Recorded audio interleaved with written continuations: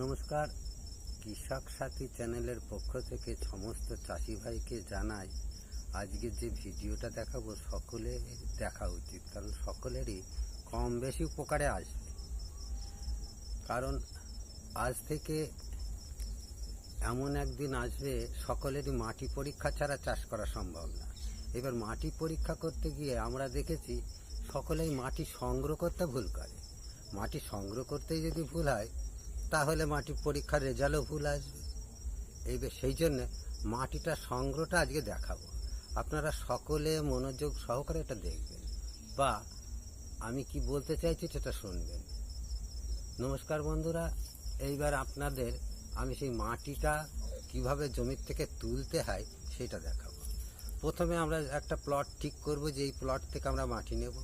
সেই প্লটটা 10 কাঠা হতে পারে, 5 কাঠা হতে পারে, এবার 1 বিঘা হতে পারে।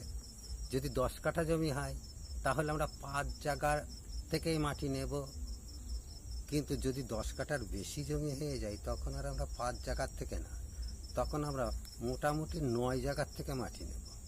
মাটিটা কিভাবে নেব? মাটিটা আল থেকে 2 থেকে 3 ফুট ভেতরে থেকে মাটি নেব। এবার যদি সেখানে কোনো ঘাসের ঢিবি দেওয়া থাকে সে জায়গার থেকে মাটি নেব না, যদি কোনো গরুতে পায়খানা করে থাকে সে জায়গার থেকে নেব না, পরিষ্কার জায়গার থেকে নেব। জমি চাষ দেওয়ার আগে মাটি নিলে সব থেকে ভালো হয়।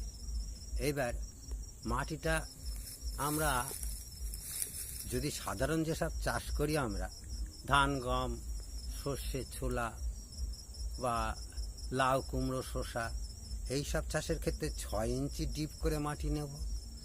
যদি আমরা এবার গোলাপ চাষে যাই সেখানে 12 ইঞ্চি, এর মিডিলে কিছু কিছু আছে 9 ইঞ্চিও নিতে হয়।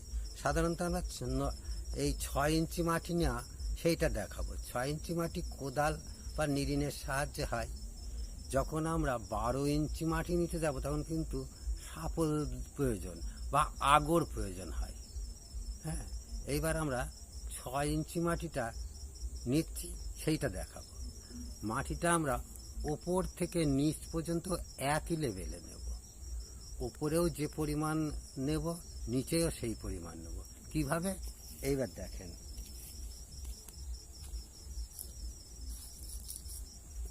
প্রথমে আমি এইভাবে একটা কোপ দিচ্ছি, তারপরে বিপরীত দিকে ঘুরে এইভাবে একটা কোপ দিচ্ছি।